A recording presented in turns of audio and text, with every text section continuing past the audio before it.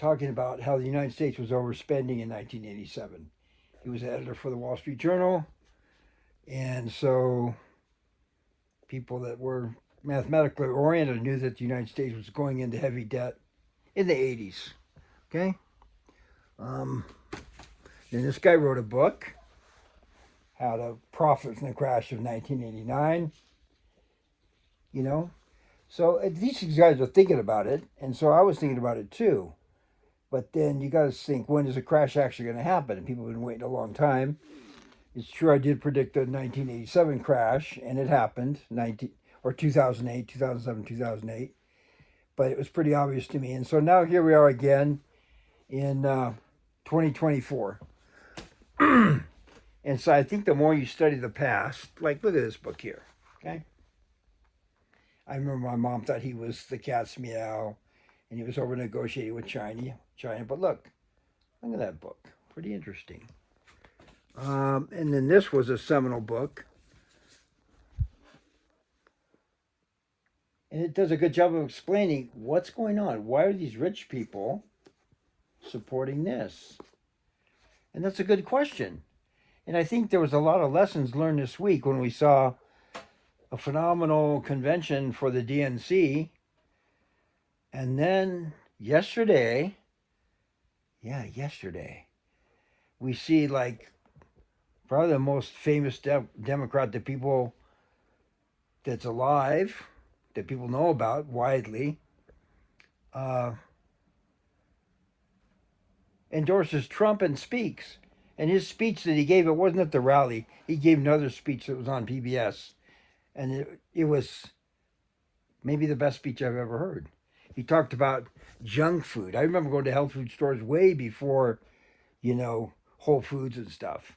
And it was like there were holes in the wall. And then I found out about David Avocado Wolf. And then you try, people like avocado's bad fat, and margarine's good for you, and butter's bad for you. And so you have to constantly make all these choices and pretty much going against the system if you want to be healthy. And pretty much, you're saying no to the New World Order. Gary Allen wrote this book.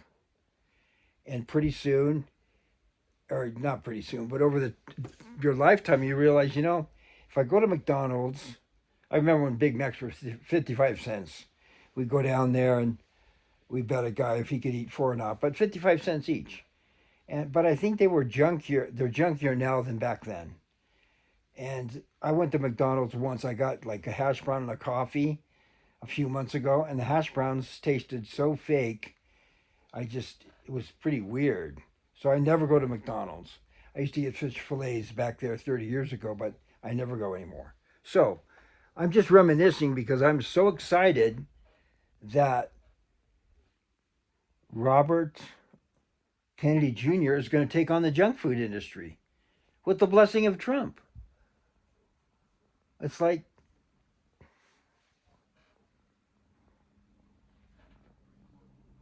fantastic. Somebody's going to be working with him. Where's my hand? Yeah. So I'm out in the middle of the country, but it's just fantastic. So this guy's been working his bum off to fix crippled America. And now Kennedy's coming over to help him out. And of course, that makes me think of, JFK Jr. And I know there's all kinds of thought about him, but Robert F. Kennedy is buffed, in shape, sincere, and he found out, what he had in common with Trump. Let's help children be healthy. Let's save the children. Let's go after these stupid conglomerates that push, like you ever look at labels? I read labels all the time now. I learned it from a wonderful yoga instructor, patriot woman from Iran, and her wonderful husband. And it says, it's like an FTC approved yellow number 21 and blue number 7. All these colors are approved by the FDA, the Food and Drug Administration, and they're not good for you. So, you figure that on your own, so you avoid it. But when you're little, like Lucky Charms, magically delicious, like, oh my gosh. So, yesterday was a huge day, a change in history. I'm so grateful for it. And I'm grateful for Robert Kennedy Jr. being such an example. I mean, He knows. He knows. He's done his studying. He's studying what the founding fathers studied. Look what I have in there.